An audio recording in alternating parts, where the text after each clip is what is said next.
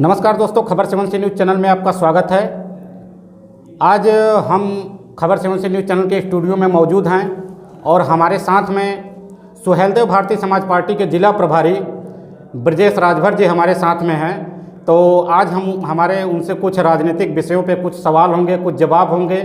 तो बहुत बहुत स्वागत है ब्रजेश जी आपका हमारे खबर 7 न्यूज़ चैनल में। बहुत बहुत धन्यवाद आशीष जी, और बड़ी सौभाग्य की बात है कि आप लोगों ने बुलाया स्टूडियो में। जी बिल्कुल। तो जैसा कि एक हम आपसे मुलाकात किए हैं और राजनीतिक परिक्षेत्र के बारे में बात करेंगे, बहुत सारे सवाल जवाब हैं। जैसे कि आपके मुखिया जी श्री ओम प्रकाश राजभर जी सुहेलदेव भारतीय समाज पार्टी के राष्ट्रीय अध्यक्ष हैं जी, और भागीदारी संकल्प मोर्चा बना के फील्ड में उतरे हुए हैं। तो क्या लग रहा है आपको 2022 के चुनाव को लेके? बहुत सारे मुद्दों पे उन्होंने एनडीए से गठबंधन को तोड़ा। सबसे मेन मुद्दा रहा उनका आरक्षण को लेके, और बहुत सारे किसान के मुद्दे को लेके वो एनडीए गठबंधन से अलग हुए।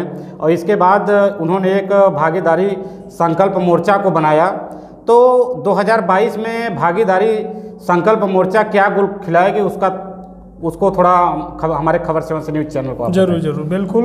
भागीदारी संकल्प मोर्चा नेताजी ने बनाया कि वंचित समाज को अधिकार दिलाने के लिए जिसकी जितनी संख्या भारी उसकी उतनी हिस्सेदारी। जी। और रह गई एनडीए से निकलने के मुद्दों के सवाल, तो एनडीए से निकलने का ये पूरा देख ही रहे हैं आप लोग कि एनडीए ने जितना वादा किया सारा वादा फरोशी हुआ है। और हम लोगों के साथ जिस मुद्दे पे गठबंधन हुआ था कि सामाजिक न्याय समिति की रिपोर्ट लागू करवाई जाएगी जिससे वंचित समाज को अधिकार मिलेगा। पिछड़े समाज को आज गणना के हिसाब से पिछड़ा समाज लगभग 60 से 65% की आबादी हो चुकी है। हम लोग 27% में परेशान हैं, और ये लोग आज सवर्णों को 10% का आरक्षण बिना कहे, बिना कोई प्लान का मिल गया। लेकिन हम उनका स्वागत करते हैं, हमको कोई तकलीफ नहीं है। लेकिन हमारे नेताजी का कहना है कि अगर सवर्ण समाज को बिना कहे 10% का आरक्षण आप लोग दे सकते हैं तो 27% में सामाजिक न्याय समिति की रिपोर्ट बन करके रखी हुई है मुख्यमंत्री जी के टेबल पे, उसको आप क्यों नहीं दे रहे हैं? जी। इसका मतलब कि वादा फरोशी हो रहा है और हम लोगों को बस खाली यूज फॉर थ्रो की राजनीति की जा रही है। तो मैं ये कहना चाहता हूं कि यशस्वी राष्ट्रीय अध्यक्ष माननीय ओम प्रकाश राजभर जी 27% आरक्षण को लेते हुए, और उसके बाद बेरोजगारी के मुद्दे पे आप देखा होगा कि युवाओं को आपने कहा, हमारे प्रधानमंत्री मुख्यमंत्री का ये कहना था कि 2 करोड़ युवाओं को रोजगार दिया जाएगा। किसान आज मर रहा है बॉर्डर पे, आए दिन लगभग 30 से 35 किसान मर चुके हैं। जी बिल्कुल ब्रजेश जी, यहाँ पे आपको रोकना चाहूँगा। जो आपने जिस मुद्दे पे आप बात कर रहे हैं, तो आज अगर देखा जाए तो कमोबेश स्थिति जो आज देश की राजनीति में एक नया भूचाल आया हुआ है किसान बिल को लेके। बिल्कुल। तो किसान बिल को लेके बहुत ही कसमकस भरी बातें हैं जो कि लगभग पिछले 1 महीने से किसान धरने पे हैं। और इतिहास में पहली बार ऐसा हुआ कि लाल किले पे इतना ज़्यादा तोड़ फोड़ हुआ, बहुत विडंबनाएं रहीं। तो किसान को अधिकार कैसे मिलेगा और कब उनको ये न्याय मिलेगा किसानों के हित में, थोड़ा इसको आप बताएं। देखिए, किसानों के मुद्दे का जो सवाल है, हम कहें कि कानून बन गया है, ये संवैधानिक अधिकार है। कोई भी आम व्यक्ति, आज किसान एक हमारे देश का बेस है, किसान हमको अन्नदाता हमारा है। और किसानों के साथ इतनी बड़ी तौहीनी हो रही है कि किसान मर रहा है, 30-35 किसान मर चुके, शहीद हो चुके हैं। लेकिन सरकार एकदम तानाशाही रवैया बना करके बैठी हुई हिटलर शाही चल रही है। हम कहते हैं कि अगर किसान को नहीं समझा पा रहे हैं तो उसको एक प्लेटफॉर्म दीजिए, उनको बोलने का, बात करने का मौका दीजिए। संवैधानिक अधिकार है उनका, ये लोकतंत्र है, राजतंत्र नहीं है। लेकिन ये तानाशाही रवैया प्रधानमंत्री मोदी जी, योगी जी, ये लोग मिल करके ये संघी नीति चला करके ये पता नहीं क्या साबित करना चाहते हैं। हम तो ये हमारा कहना है कि नैतिकता के आधार पर इनको इस्तीफा दे देना चाहिए, इनके बस में नहीं है सरकार चलाना।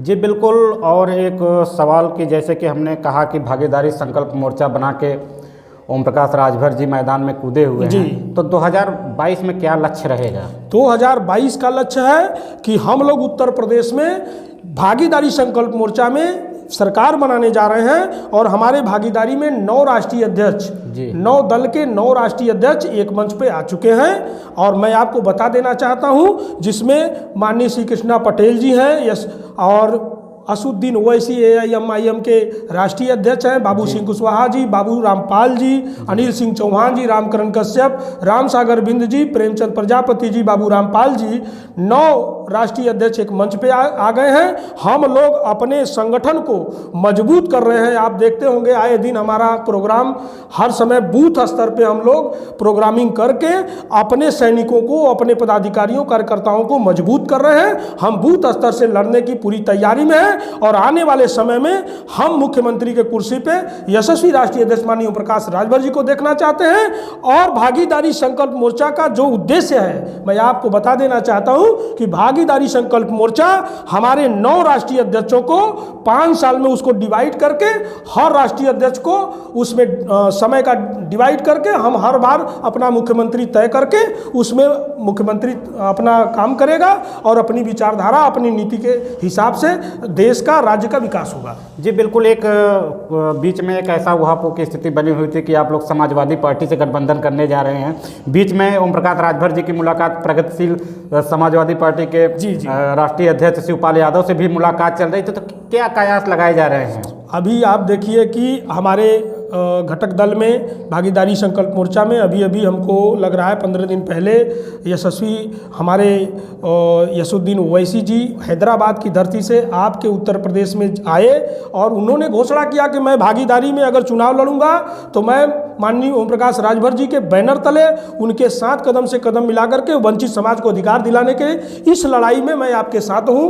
और उनका साथ मिला है और उनका साथ मिलने से क्या खलबली, क्या भूचाल सा मच गया है। अभी तो ये झांकी है, अभी ये झांकी है, अभी और कितने आएंगे वो बाकी है। अभी देखिए कैसा खेल होने वाला है और इनका अब चलने वाला नहीं है। अब हम लोगों को जो यूज फॉर थ्रो वाली राजनीति है इसको खत्म करके वंचित समाज को अधिकार दिलाने की जो कशिश चल रही है और इसमें हम लोग भागीदारी संकल्प मोर्चा का सरकार बना करके उत्तर प्रदेश में हम दिखाएंगे। जी बिल्कुल। और एक अंतिम सवाल ब्रजेश जी आपसे कि अभी एक माहौल सा चल रहा है जिला पंचायत चुनाव को लेकर, अभी परिसीमन क्लियर नहीं हुआ है, उहापोह की स्थिति बनी हुई है, लेकिन दावेदारी लोग कर रहे हैं। सुनने में आया कि आप भी चुनाव लड़ रहे हैं वाराणसी परिक्षेत्र से, किसी वार्ड से, तो क्या लग रहा है कि कितनी दमदारी से सुहेलदेव भारतीय समाज पार्टी इस जिला पंचायत चुनाव में उतरेगी मैदान में? देखिए, हम लोग जो भागीदारी संकल्प मोर्चा के 9 दल हैं, 9 दल के 9 जिलाध्यक्षों की बैठक बुलाई।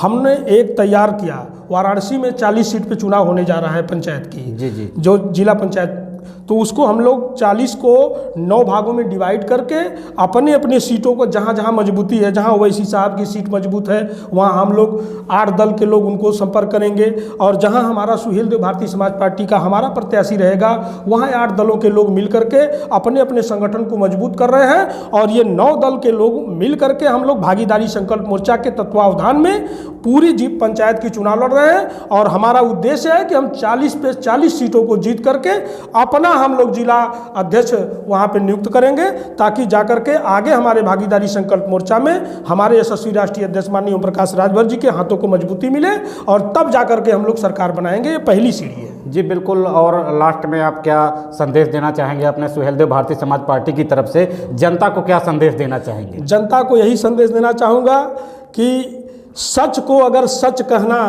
बगावत है तो हम बागी हैं। नेताजी का कहना है कि इस जोर जुल्म के साये में जुबा खोलेगा कौन, अगर हम भी चुप रहे तो इन बेईमानों के सामने जुबा खोलेगा कौन, बगावत कौन करेगा। तो इस बागी तेवर में आप लोग हमारा साथ दीजिए और मैं आप लोगों को निवेदन और एक आश्वस्त करा देना चाहता हूं कि भागीदारी संकल्प मोर्चा में वंचित समाज को अधिकार दिलाने के लिए नेताजी आश्वस्त हैं। भागीदारी संकल्प मोर्चा को आप लोग सपोर्ट करिए। बहुत बहुत धन्यवाद। जय हिंद, जय भारत, जय सुहेल।